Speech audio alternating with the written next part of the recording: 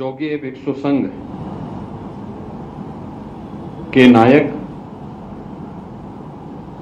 आदरणीय जास्युंग पूज्य होशान, देश विदेश से पधारे पावन भिक्षु संघ, उत्तर प्रदेश सरकार के मेरे सहयोगी मंत्री पर्यटन और संस्कृति श्री जयवीर सिंह जी, दक्षिण कोरिया में भारत के राजदूत श्री अमित कुमार जी, भारत में दक्षिण कोरिया के डिप्टी एम्बेसडर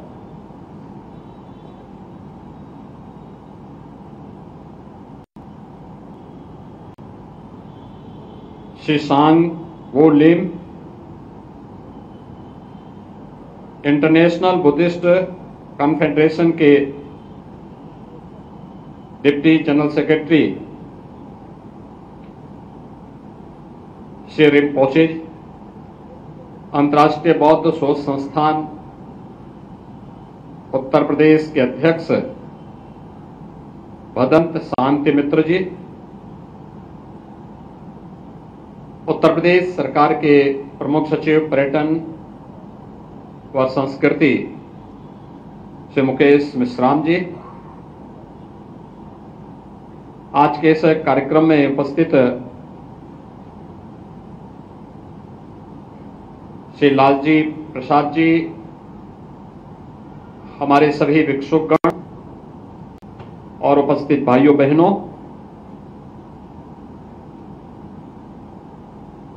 हवान एयोम, हवान एयोम, हवान एयोम। मैं आपका स्वागत करता हूं, आपका स्वागत करता हूं, स्वागत करता हूं। उत्तर प्रदेश की इस पावन धरा पर हमारे मित्र राष्ट्र दक्षिण कोरिया से पधारे हुए आप सभी पावन भिक्षु संघ का मैं उत्तर प्रदेश सरकार और उत्तर प्रदेश की जनता की ओर से हृदय से स्वागत और अभिनंदन करता हूं।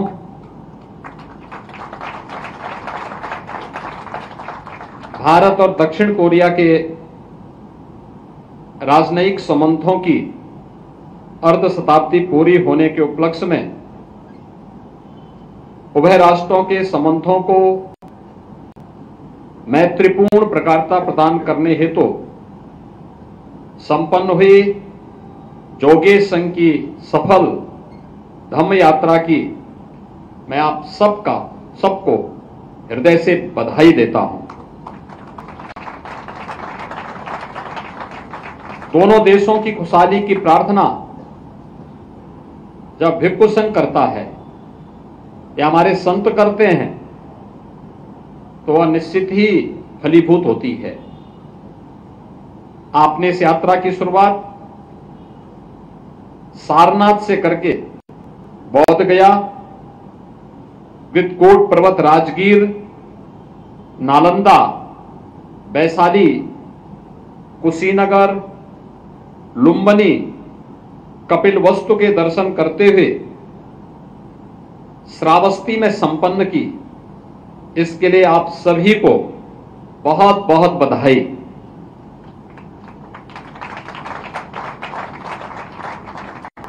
चुगहायो चुगहायो।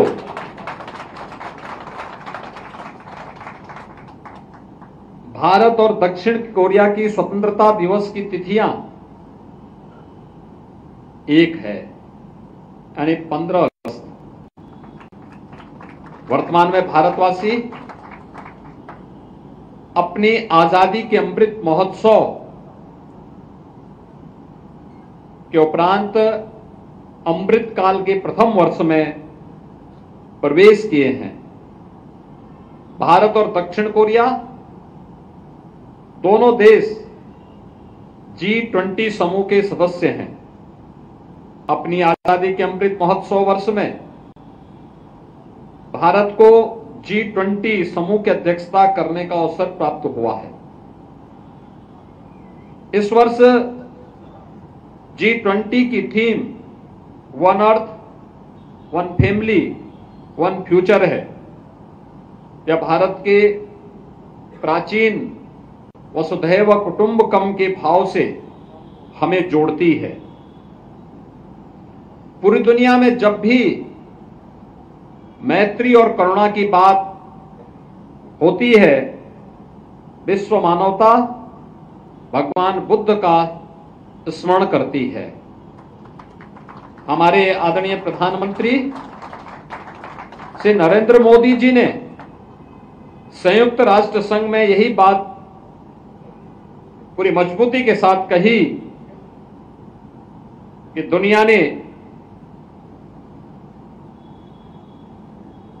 दुनिया के कुछ देशों ने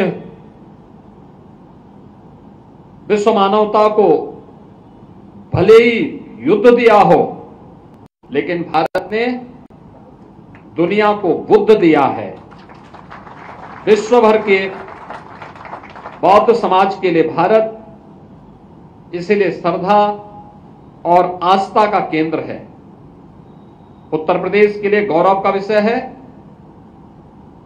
कि भगवान गौतम बुद्ध के जीवन से जुड़े अनेक महत्वपूर्ण स्थल यहां पर अवस्थित हैं।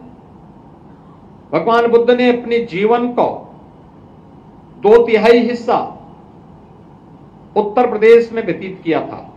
वाराणसी के समीप स्थित सारनाथ में भगवान बुद्ध ने अपना पहला उपदेश दिया था। भगवान बुद्ध ने श्रावस्ती में सर्वाधिक 25 वर्षावास, हमारे सन्यासियों की परंपरा में वर्षा काल में जो 4 मास होते हैं वो चातुर्मास के रूप में माने जाते हैं, और वे चातुर्मास भगवान बुद्ध ने 25 चातुर्मास श्रावस्ती में व्यतीत किए थे। उनकी महापरिनिर्वाण स्थली कुशीनगर भी उत्तर प्रदेश में है। श्रावस्ती, कपिलवस्तु, देवदह, कुशीनगर, संकिसा, देवगढ़, ललितपुर, अहिछत्र, बरेली, कौशाम्बी, ये सभी बौद्ध आस्था के पावन स्थल हैं। इन सभी बौद्ध स्थलों के केंद्र में प्रदेश की राजधानी लखनऊ है। लखनऊ चारों तरफ से भगवान बुद्ध के आभामंडल से घिरा हुआ है। उत्तर प्रदेश देश का एकमात्र ऐसा राज्य है जहां सरकारी स्तर पर संचालित इतना विशाल बुद्ध विहार, शांति उपवन बुद्ध विहार है, जहां यह कार्यक्रम आयोजित किया जा रहा है। हमारे प्रदेश में अंतर्राष्ट्रीय बौद्ध शोध संस्थान भी है, जहां शोधार्थी बौद्ध धर्म पर शोध करते हैं। भगवान बुद्ध की प्रथम उपदेश स्थली सारनाथ हमारे माननीय प्रधानमंत्री जी श्री नरेंद्र मोदी जी के निर्वाचन क्षेत्र वाराणसी में अवस्थित है। माननीय प्रधानमंत्री जी की प्रेरणा से भगवान बुद्ध के जीवन दर्शन से जुड़े सभी पवित्र स्थलों को उत्तर प्रदेश सरकार द्वारा विकसित किया जा रहा है। कुशीनगर में कुशीनगर इंटरनेशनल एयरपोर्ट संचालित हो गया है। श्रावस्ती में एयरपोर्ट का विकास युद्ध स्तर पर चल रहा है और शीघ्र हम श्रावस्ती को भी वायु सेवा से जोड़ेंगे। प्रदेश सरकार महात्मा बुद्ध के नाम पर एक कृषि एवं प्रौद्योगिकी विश्वविद्यालय कुशीनगर में ही स्थापित करने जा रही है। माननीय प्रधानमंत्री जी के नेतृत्व में भारत और दक्षिण कोरिया के संबंध आज एक नई ऊंचाइयों को प्राप्त कर रहे हैं। माननीय प्रधानमंत्री श्री नरेंद्र मोदी जी तथा दक्षिण कोरिया के माननीय राष्ट्रपति श्री मून जई इन ने वर्ष 2018 में प्रदेश के जनपद गौतम बुद्ध नगर स्थित नोएडा में सैमसंग इलेक्ट्रॉनिक्स की नई मोबाइल फोन निर्माण इकाई का संयुक्त रूप से उद्घाटन भी किया था। भारत और दक्षिण कोरिया का परस्पर व्यापार 28 बिलियन डॉलर का है, जिसमें भारत 9 बिलियन डॉलर की वस्तुएं निर्यात करता है और 19 बिलियन डॉलर का दक्षिण कोरिया से आयात भी करता है। आधुनिक युग में भारत और दक्षिण कोरिया के राजनीतिक संबंधों के 50 साल पूरे हो रहे हैं, लेकिन वास्तव में भारत और कोरिया के आध्यात्मिक संबंध शताब्दियों पुराने हैं। कोरिया के ध्यान पंथ सियोन की उत्पत्ति श्रावस्ती के जैतवन उत्तर प्रदेश से ही हुई है। अयोध्या की राजकुमारी द्वारा लगभग 2000 वर्ष पूर्व जलमार्ग से अयोध्या से कोरिया की यात्रा की गई थी। जान का विवाह वहां के स्थानीय राजा किम सूरो के साथ हुआ और राजकुमारी का नाम हु वांग आक पड़ा। राजकुमारी हु वांग आक एवं राजा किम सूरो से करक वंश की स्थापना हुई। वर्तमान समय में कोरिया में एक बड़ी आबादी इस वंश से जुड़ी हुई है।